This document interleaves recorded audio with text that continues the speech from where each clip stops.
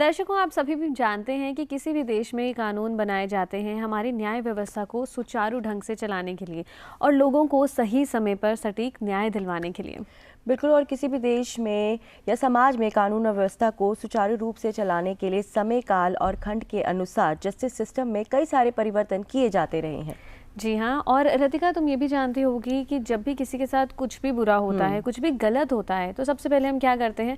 Police station जाते हैं, complaint register करवाते हैं और पुलिस उसे इन्वेस्टिगेट करती है। बिल्कुल, लेकिन अगर मामला गंभीर होता है तो उसे अदालत में पेश किया जाता है। लेकिन इस नए क्रिमिनल जस्टिस सिस्टम के तहत जो है अब इसमें कुछ बदलाव किए गए हैं और अब जो है इस न्यू क्रिमिनल जस्टिस सिस्टम के तहत ये जो प्रक्रिया है वो और भी सहज और भी नागरिक फ्रेंडली हो गई है, जिससे कि पीड़ित को तुरंत न्याय मिल सके।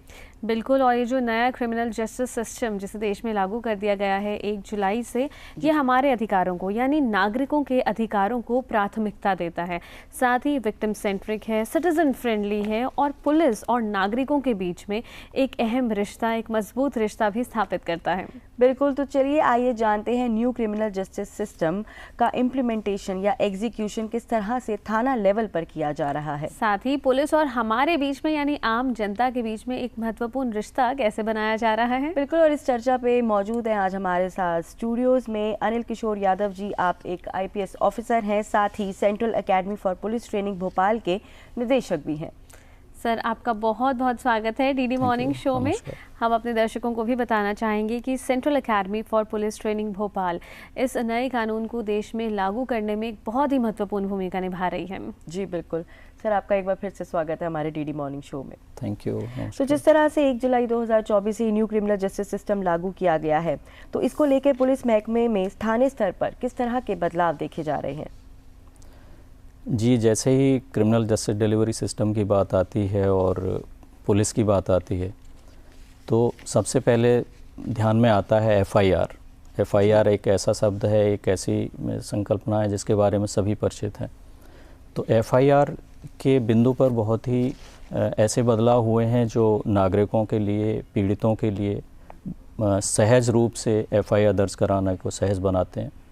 जैसे E-FIR, जी, हम लोग सिर्फ फिजिकली पुलिस स्टेशन में उपस्थित होकर ही नहीं, बल्कि हम इलेक्ट्रॉनिक कम्युनिकेशन के माध्यम से भी FIR दर्ज करा सकते हैं। इसमें इस तरह से अगर हम कराते हैं इलेक्ट्रॉनिक कम्युनिकेशन के माध्यम से, तो उसके बाद 3 दिन के भीतर हमें खुद जाकर वेरीफाई, खुद को सत्यापित कराना होता है 3 दिन के भीतर कि हाँ, जिससे पता चल सके कि हाँ ये सही व्यक्ति हैं, इन्होंने ही FIR दर्ज कराई है। इसी तरह से एक इर्रेस्पेक्टिव ऑफ ज्यूरिडिक्शन, पुलिस का क्षेत्राधिकार क्या है इससे परे, जिससे कोई क्षेत्राधिकार के बहाना लेकर, कोई क्षेत्राधिकार का विवाद उत्पन्न करके कोई पुलिस ऑफिसर जानबूझकर या अनजाने में पीड़ित को किसी तरह की तकलीफ़ नहीं हो, अनावश्यक विलम्ब नहीं हो, इसको दूर करने के लिए ये क्षेत्राधिकार उनका जहाँ घटना हुई है वो संबंधित थाना का है या नहीं, इससे अंतर नहीं पड़ता। अगर थाना पर किसी ने सूचना दी है तो थाना को उस पर FIR दर्ज करनी ही होगी। इसको आम बोलचाल की भाषा में, कानून में ऐसा नहीं लिखा है, लेकिन आम बोलचाल की भाषा में इसे 0 FIR के नाम से जाना जा रहा है। मतलब कोई भी कहीं पे भी किसी भी पुलिस स्टेशन में जाके FIR लॉन्च कर सकते हैं। बिल्कुल, बेशक। इसीलिए कि कई बार विवाद सामने आया करते थे कि पुलिस वाले इस तरह के जो अपराध कहीं संगीन हो गया या दूसरे, तो उससे जवाबदेही से बचने के लिए, या कहीं वास्तव में बॉर्डर पर होता था दोनों थानों के बीच में या एक से ज़्यादा जुरिडिक्शन, तो उसमें विवाद उत्पन्न होते थे। तो पीड़ितों को कठिनाई नहीं हो, इसको रोकने के लिए संकल्पना 0 FIR की, हालांकि ये सतविंदर कौर बनाम दिल्ली सरकार में जजमेंट आया था ऑनरेबल सुप्रीम कोर्ट का, वहाँ से बात चली थी। फिर एक बहुत ही भयानक घटना हुई थी गैंग रेप की दिल्ली में 2012 में, जिसे हम लोग निर्भया गैंग रेप केस के नाम से जानते हैं। तो उसके बाद honourable justice JS Verma committee गठित की गई थी, तो उनकी अपनी जो रिपोर्ट उन्होंने रिकमेंडेशंस दी थी, संस्तुतियाँ दी थी, उसमें भी 0 FIR की बात थी। फिर भारत सरकार के गृह मंत्रालय से इस तरह के एडवाइजरी जारी किए गए थे, लेकिन कानून में इसका स्पष्ट प्रावधान नहीं था। इस वजह से पुलिस अधिकारी के अलावा जनता के बीच में भी इसके बारे में इतनी जागरूकता नहीं थी, तो विक्टिम्स को इसका पूरा फ़ायदा नहीं मिल पाता था 0 FIR का। अब यहाँ धारा 173 भारतीय नागरिक सुरक्षा संहिता की, उसमें ये स्पष्ट कर दिया गया है, ये फ्रेज जोड़ के, इर्रेस्पेक्टिव ऑफ ज्यूरिडिक्शन।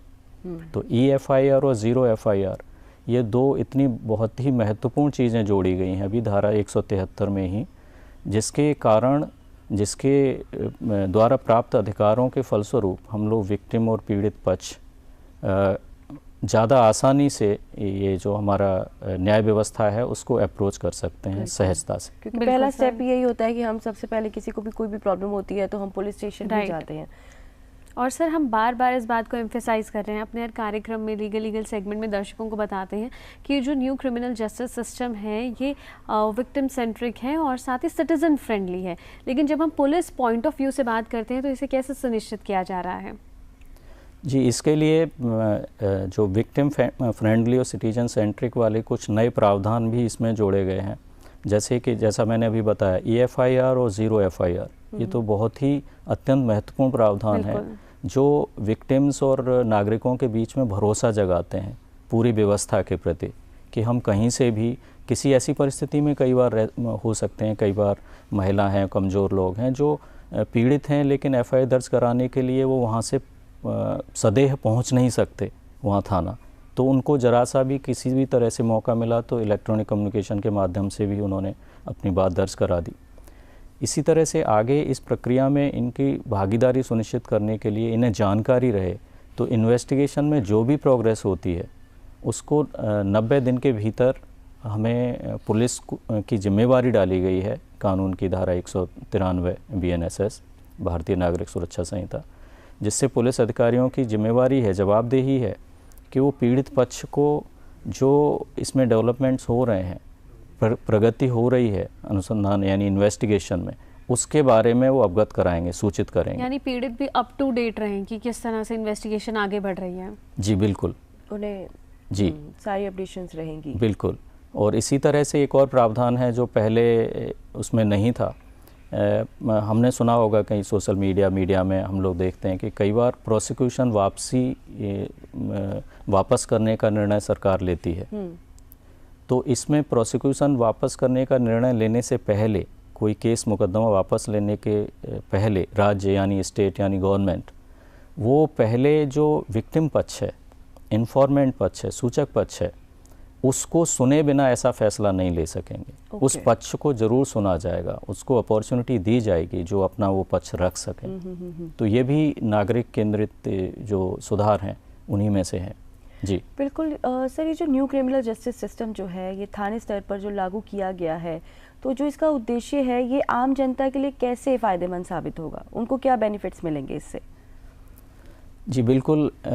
आम जनता को जब न्याय व्यवस्था ज़्यादा सहज, सुलभ और पारदर्शी बनाने की कोशिश जब भी होती है तो उससे पूरे हम सभी को, पूरी आम जनता को, सभी नागरिक को, इस देश के नागरिकों को उससे लाभ होता है। तो जैसा मैंने कुछ मुद्दों पे अभी विमर्श किया, तो इसी तरह से ये जो अधिकारों की बात है जहाँ, और इसमें एक चीज़ और मैं जोड़ना चाहूँगा जो सभी को, आप अपने दर्शकों को, दूरदर्शन के दर्शकों को, सभी को, कि कुछ बहुत ही महत्वपूर्ण प्रावधान उसी समय से किए गए थे निर्भया के बाद से, उनको और आगे बढ़ाया गया है।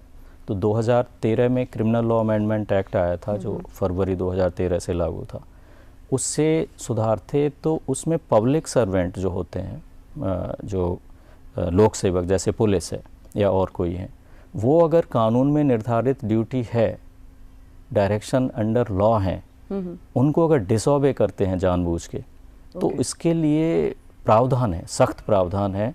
पहले असंज्ञेय अपराध था, लेकिन धारा 199 अभी इसमें BNS में, भारतीय न्याय संहिता में है धारा 199, जो पहले IPC में 166A थी। ये जिम्मेवारी देती है, ये जवाबदेही तय करती है लोक सेवक की, अगर वो कानून द्वारा निर्धारित जो डायरेक्शंस हैं उनका वायोलेशन करते हैं, उल्लंघन करते हैं, तो उनके खिलाफ भी मुकदमा दर्ज किया जा सकता है, FIR दर्ज की जा सकती है। खासतौर पे जैसे उदाहरण के तौर पर जो महिलाओं, बच्चों के विरुद्ध जो यौन हमला है, सेक्सुअल असॉल्ट है, या एसिड अटैक है, तेजाब एसिड के माध्यम से हमला कर देते हैं, या फिर ह्यूमन ट्रैफिकिंग है, इस तरह के ऐसे अपराध हैं कि इसमें पुलिस को FIR दर्ज करनी ही चाहिए, इसमें कोई उनके पास कोई और दूसरा विकल्प नहीं है। अगर वो एफआईआर दर्ज करने में असफल रहते हैं तो उन्हें धारा 199 की उपधारा सी ग के तहत उनके खिलाफ भी एफआईआर हो जाएगी। यानी police forces will also be accountable for this. एकदम, मैं एसएचओ हूँ या सीनियर ऑफिसर हूँ, मेरे सामने बात आई और मैं एफआईआर दर्ज कराने में असफल रहा, सेक्सुअल असॉल्ट ऑन वुमेन और चिल्ड्रन या एसिड अटैक या ह्यूमन ट्रैफिकिंग, तो मेरे खिलाफ धारा 199 उपधारा सी में मेरे खिलाफ एफआईआर दर्ज हो सकती है, संज्ञेय अपराध है और सज़ा मिलेगी। तो ये इस तरह की चीज़ें हैं कि इनका ज़्यादा से ज़्यादा प्रसार होना चाहिए, जिससे हमारे सभी लोग जाने अपने अधिकारों को, तभी सेफ और सिक्योर भी अपने आप को फील करें। और सर ये सभी बातें सुनिश्चित करने के लिए जैसे जो न्यू क्रिमिनल जस्टिस सिस्टम के अंतर्गत जो भी महत्वपूर्ण कानून हैं उन्हें लागू करने के लिए, उस प्रक्रिया को बेहतर ढंग से चलाने के लिए जो हमारे पुलिस फोर्सेस हैं उन्हें किस तरह की ट्रेनिंग दी जा रही है? पुलिस की ट्रेनिंग के लिए जैसा जो हम लोगों का ऑर्गेनाइजेशन है भारत सरकार के गृह मंत्रालय के अधीन है, BPRND अंग्रेजी में एब्रीविएशन में कहते हैं, bureau of police research and development, police अनुसंधान एवं विकास ब्यूरो। तो हम लोगों को बहुत बड़ी जिम्मेवारी मिली, हम लोगों ने इसको कोऑर्डिनेट किया और सभी स्टेक होल्डर, सभी हितधारक जो क्रिमिनल जस्टिस डिलीवरी सिस्टम में होते हैं, पुलिस के अलावा forensic scientist, prison and correctional services, judicial officers, prosecution officers, इन सब की ट्रेनिंग के बारे में हम लोगों ने शुरू से ही 25 दिसंबर को नोटिफिकेशन हुआ था, 27 दिसंबर से ही हम लोगों ने प्रशिक्षण प्रारंभ कर दिया था। और पुलिस की संख्या मिलियंस में है पूरे देश में, तो बहुत ही बड़ा चुनौतीपूर्ण कार्य है ट्रेनिंग का। तो सभी राज्य सरकारें, राज्य के पुलिस हेडक्वार्टर्स और उनका जो ट्रेनिंग का एस्टेब्लिशमेंट है वो सब भी अपने अपने स्तर से प्रयास कर रहे हैं। और हम लोग भारत सरकार में, हम लोग अपने स्तर से BPRND हम लोग भी प्रयास कर रहे हैं और हम लोग मास्टर ट्रेनर्स तैयार करते हैं। अच्छा, उनके मास्टर ट्रेनर्स जी, वो अपने यहाँ राज्यों में जाकर फिर फर्दर लोगों को ट्रेनिंग देते हैं। अच्छा। वो फैलाते हैं, चूँकि मिलियंस में है फोर्सेस, तो इनकी ट्रेनिंग के लिए। ओके जी। तो अगर हम बात करते हैं पुलिस और आम जनता के संबंधों की, तो इस नए क्रिमिनल जस्टिस सिस्टम के तहत ये जो रिलेशनशिप है ये और मजबूत कैसे बनेगा? बिल्कुल, दोनों ही तरफ से इसमें काम हुआ है कानून में कि आप अपनी राइट्स एंड ड्यूटीज़ दोनों ही समझें जी। एक तरफ अधिकारों की जो बात हुई, जैसा मैंने अभी बताया, ऐसे महत्वपूर्ण अधिकार हैं, हमें अपडेट रहना है, हमें 90 दिन के भीतर सूचित करना है, पुलिस सूचित करेगी। इसी तरह से इसके साथ ही साथ ड्यूटी भी है। जैसे भारतीय नागरिक सुरक्षा संहिता का जो धारा 172 है, उसमें ये प्रावधान है कि कहीं जब पुलिस, वो एक विशेष अध्याय है प्रिवेंटिव एक्शन बाय पुलिस, तो उसमें अगर पुलिस कहीं विधि सम्मत आदेश देती है कि ये करना है, ये नहीं करना है, अगर उसका हम उल्लंघन करते हैं तो फिर पुलिस आपके खिलाफ कार्रवाई कर सकती है। राइट। तो ये निर्धारित करती है कि नागरिक अपनी जिम्मेवारी भी समझें। और इसी तरह से कुछ और भी प्रावधान हैं जो नागरिक की अपनी जिम्मेवारी, जवाबदेही को याद दिलाते हैं। बिल्कुल। तो इस तरह से दोनों ही तरफ से, क्योंकि ये चीज़ें दोनों ही, जो अधिकार और कर्तव्य, दोनों एक ही सिक्के के दो पहलू जैसे हैं जी। तो दोनों चीज़ें समेकित रूप से लेके चला गया, इसीलिए इसका नाम भी भारतीय नागरिक सुरक्षा संहिता। पहले सिर्फ प्रक्रिया की बात थी, लेकिन भारतीय नागरिक सुरक्षा संहिता नाम है इसका। बिल्कुल। और सर, जैसे कि आजकल हम कहते हैं कि हम डिजिटल एज में हैं, यहाँ पर तकनीक का बहुत इस्तेमाल किया जा रहा है हमारे रोज़मर्रा के जीवन में।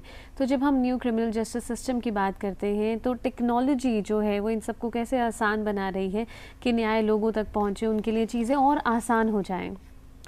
जी बिल्कुल, जैसा मैंने शुरुआत में ही हम लोगों ने अपने इस विमर्श की शुरुआत की, तो FIR का भी शुरुआती लेवल से ही अब हमारे इस नए कानून में ऐसा कोई चरण नहीं है कानूनी प्रक्रिया का, चाहे इंक्वायरी, इन्वेस्टिगेशन या ट्रायल का, कहीं भी जहां हम जो तकनीक है, टेक्नोलॉजी है, electronic communication, audio video electronic means, इसका उपयोग हर लेवल पे अब कानूनन विधिसम्मत बना दिया गया। और उसमें मोबाइल फ़ोन का यूज़ भी उसमें कानूनन ये जायज़ बना दिया गया, बल्कि प्रेफरेबली बाय मोबाइल फ़ोन्स ये इस्तेमाल किए गए सब। तो ये हर जगह जब एफआईआर से लेकर सम्मन की सर्विसेज से लेकर हर स्टेज पे, और फिर लास्ट में जहाँ कानून में जिस स्टेज की बात है प्रक्रिया की, उस पर तो लिखाई दिया गया है। बाद में जो सेकंड लास्ट धारा है इसकी नागरिक सुरक्षा संहिता की, धारा 530, उसमें एक बार फिर से स्पष्ट रूप से प्रावधान कर दिया गया है कि सारी प्रक्रिया इस तरह से की जा सकेगी, ऑडियो वीडियो इलेक्ट्रॉनिक मीन्स से। और इसमें एक बहुत महत्वपूर्ण प्रावधान ये हुआ है जो पारदर्शिता को बढ़ावा देगा और तकनीक का प्रयोग करेगा। एक सफ़ी मोहम्मद वर्सेस सफ़ी मोहम्मद बनाम हिमाचल प्रदेश एक मुकदमे में हमारे ऑनरेबल सुप्रीम कोर्ट ने जजमेंट दिया था, उसी की और आगे बढ़ाते हुए ये स्टैट्यूट में प्रावधान कानून में संहिता में कर दिया गया है। धारा 105, पुलिस कोई भी जब्ती, तलाशी, जब्ती कुछ भी करेगी, सर्च एंड सीजर, चाहे बिना वारंट के या वारंट के आदेश के साथ, वारंट के साथ, दोनों ही स्थिति में उसके लिए अपरिहार्य, मैंडेटरी है कि पुलिस उसकी ऑडियो वीडियो रिकॉर्डिंग करेगी।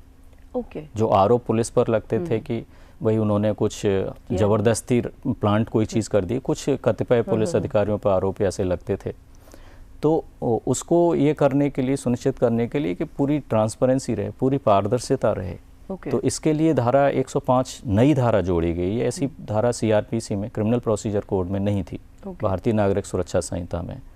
तो इस तरह से तकनीक का हर स्तर पर प्रयोग, और इसी के हिसाब से फिर जो कानून है साक्ष्य वाला अधिनियम, भारतीय साक्ष्य अधिनियम, उसमें भी डिजिटल एविडेंस के इस्तेमाल किस तरह से करना है उसको भी स्ट्रीमलाइन किया गया है, किस तरह से उसे कोर्ट में ट्रायल के क्रम में यूज़ किया जाना है वैधानिक तरीके से। राइट।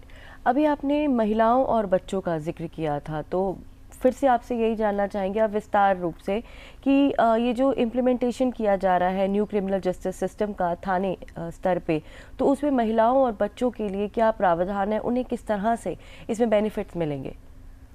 बिल्कुल, महिला बच्चे के लिए एकदम प्रोटेक्शन है। जैसा कि मैंने बताया, सर्टेन अपराध हैं जो महिला और बच्चे के विरुद्ध अगर कारित होते हैं तो उसमें तो एफआईआर करना मैंडेटरी है। अगर जो पुलिस ऑफिसर, जो लोक सेवक ऐसा करने में असफल रहते हैं जानबूझकर, तो उनके खिलाफ भी एफआईआर दर्ज करके कानूनी कार्रवाई उनके खिलाफ हो सकती है। जैसा मैंने बताया 199 बीएनएस के तहत कार्रवाई हो सकती है। इसी तरह से ये भी सुनिश्चित किया गया है कि महिला और बच्चे और बुजुर्ग, इनको थाना न जाना पड़े अनावश्यक रूप से, खुद थाना पर आने के लिए इनको मजबूर न करे, इसके लिए स्पष्ट प्रावधान धारा 179 भारतीय नागरिक सुरक्षा संहिता में कर दिया गया है। तो इसमें ये प्रावधान है कि किसी भी उम्र की महिला, यानी बच्ची से लेके किसी भी उम्र की महिला, फिर 15 साल से कम उम्र का बालक भी, बॉय भी, और पहले ये प्रावधान था 65 वर्ष से ज़्यादा उम्र के बुज़ुर्ग, लेकिन अब इसको और इसके दायरे को बढ़ाते हुए कह दिया कि 60 वर्ष से ज़्यादा की उम्र के बुज़ुर्ग, अच्छा, या फिर जिनको बहुत ज़्यादा सख्त रूप से बीमार हैं या किसी तरह से फिजिकली या मेंटली डिसेबल्ड हैं, इस तरह के इन सभी वर्गों को यहाँ पुलिस स्टेशन आने की मजबूरी नहीं। अच्छा, तो फिर कैसे वो एफआईआर या रिपोर्ट जाएं पुलिस वहाँ? अच्छा, ओके। उनकी सुविधा की जगह पर जाएं, उनके रेजिडेंस पे जहाँ है, जहाँ वो सुरक्षित महसूस करते हैं वहाँ हम जाएं, वहाँ जाकर उनके बयान लें। बिल्कुल। तो धारा 179 में प्रावधान है, और इसमें इसका भी अगर हम उल्लंघन करते हैं, हालांकि इसमें ये प्रोवाइजो परंतुक जोड़ा गया है कि अगर वो अपनी मर्जी से आना चाहते हैं तो ठीक है, वो मर्जी से आना चाहते हैं तो ठीक है, हम खुद ही जाके लिखेंगे। हाँ, तो हम मतलब उनके पास एक कोई कंफर्ट, यस, उनके पास चॉइस होगी, लेकिन पुलिस अपने मन से उनको समन करके कि भाई हम बुला नहीं सकते, यहाँ बुला लें, तो इस ये जो, और अगर ऐसा उन्होंने कर दिया तो उनके खिलाफ, अगर इसका उल्लंघन कर दिया तो फिर से धारा 199 का उपधारा ए है, इस खास काम के लिए ए है, 199 ए, उसके तहत एफआईआर हो जाएगी मेरे खिलाफ। अगर मैं थाना में था, मैं एसएचओ, मैंने बुला लिया इन लोगों को जो नहीं बुलाना था। बिल्कुल। तो मेरी आपराधिक जवाबदेही पुलिस की हो जाती है। और सर, जैसे हम न्यू क्रिमिनल जस्टिस सिस्टम के लागू होने की बात कर रहे हैं, तो ऑब्वियस सी बात है इसमें कई चुनौतियां भी आती होंगी। तो एज पुलिस फोर्सेस में क्या लोगों के समक्ष चुनौतियां आती हैं, हमारे पुलिस बल के समक्ष इसे लागू करने में? इसमें सबसे बड़ी चुनौती जो हम लोग अभी इस पे काम कर रहे हैं तो लोगों से आ रही है, सबसे बड़ा जो धारा 105 का मैंने बात कही, 105 BNSS, जिसमें सभी प्रक्रिया की ऑडियो वीडियो रिकॉर्डिंग होनी है सभी जब्ती तलाशी की। तो इसमें प्रारंभ में कठिनाई आ रही, लेकिन इसके लिए भी भारत सरकार ने, NIC ने तैयार किया है, एक ऐप तैयार किया है, ई-साक्ष्य।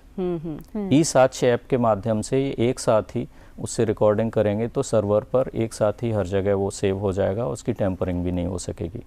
तो ये इस तरह की कुछ चीज़ें हैं, शुरुआत में समस्याएं आती हैं, आ रही हैं, लेकिन उनको तेज़ी से रिजॉल्व कर रहे हैं राज्य की पुलिस हेडक्वार्टर्स, होम डिपार्टमेंट, राज्य सरकारें और भारत सरकार, सभी लोग बहुत ही तालमेल के साथ काम कर रहे हैं। ओके। तो ये जो न्यू क्रिमिनल जस्टिस सिस्टम है, ये अपराधों की जो जांच है उसमें किस तरह से तेज़ी लेकर आ रहा है ताकि सही और समयबद्ध तरीके पर जो है वो इंसाफ मिल सके?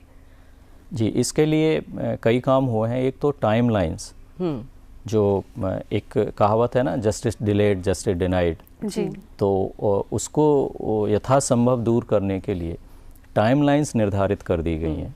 सभी जो क्रिमिनल जस्टिस डिलीवरी सिस्टम में स्टेक होल्डर्स हैं, पुलिस से लेकर और इवन जजेस तक, जुडिशल ऑफिसर, लर्नेड विद्वान जजेस तक भी, जैसे उन्होंने कह दिया कि भाई पहली बार जो चार्ज फ्रेम होता है, आरोप तय होते हैं कोर्ट में, उसके लिए पहली सुनवाई से लेकर फिर एक निश्चित अवधि के भीतर उसको फिर चार्ज फ्रेम के बारे में डिसीजन ले लेना है। इस तरह की हर कदम पर, इवन जब बहस पूरी हो जाती है तो उसके बाद भी हम अनंत काल तक अपने जजमेंट को पेंडिंग नहीं रख सकते। उसमें भी कह दिया गया कि भाई इसके 30 दिन के लिए भीतर ये करना है। फिर जजमेंट एक बार सुना दिया गया तो फिर ट्रांसपेरेंसी के लिए, पारदर्शिता के लिए जो पोर्टल हैं उस पर भी 7 दिन के भीतर अपलोड कर दिया जाना है। इस तरह से ये अलग अलग टाइमलाइंस बढ़ाकर, ऐसे ही पब्लिक सर्वेंट का मामला जो रहता है, public servant discharge of duty, उन पर आरोप लगते थे, तो उनके खिलाफ जो प्रोसिक्यूशन सैंक्शन उनका एम्प्लॉयर देता है, यानी सरकार, तो उसमें सरकार प्रोसिक्यूशन सैंक्शन तो उसमें भी लोग लटका देते थे। तो कह दिया कि अगर नहीं मिलती है 120 दिन के भीतर तो ये माना जाएगा कि इनकी सैंक्शन मिल गई। इस तरह के सारे प्रावधान तो बहुत सारे जैसे इतनी सारी महत्वपूर्ण बातें हमने यहाँ पर डिस्कस की, हम चाहेंगे आपकी ओर से आप हमारे सभी दर्शकों को, हमारी आम जनता को एक संदेश दें कि पुलिस फोर्सेस के काम को और आसान बनाने के लिए, इस न्यू क्रिमिनल जस्टिस सिस्टम को आसानी से प्रक्रिया में लाने के लिए क्या कुछ अपेक्षाएं हैं पुलिस फोर्सेस की आम जनता से? ये जो जस्टिस डिलीवरी सिस्टम है, ये बहुत बड़ा टीम वर्क है। इसमें अगर कोई सोचे कि पुलिस या जज या एक पार्टी या 1 या 2 स्टेक होल्डर्स अपने स्तर से सारा चीज़ कर लें, ये नहीं है। तो इसमें सभी जनता की, हर व्यक्ति की, हर नागरिक की सहभागिता अपेक्षित है। जिनकी जहाँ जिसकी ड्यूटी है वो अपने अधिकारों के प्रति आमजन सजग रहें, और जहाँ पुलिस या कोई भी लोक सेवक अपने अधिकारों का उल्लंघन करते हैं तो उनको भी सामने लाएं, और इसी तरह से उनकी अपनी ड्यूटी है वो भी पूरी करें। और एक मुझे इस पे याद आता है कि बहुत बड़े न्याय के एक बहुत बड़े योद्धा थे, बहुत ही अपने विश्व स्तर पर, मार्टिन लूथर किंग जूनियर। जी। उन्होंने कहा था कि injustice anywhere is threat to justice everywhere. Yes, right. कहीं भी हुआ अन्याय, हर जगह के न्याय के लिए खतरा है। ये बात हमें, हर व्यक्ति को, हर नागरिक को हमें याद रखनी चाहिए।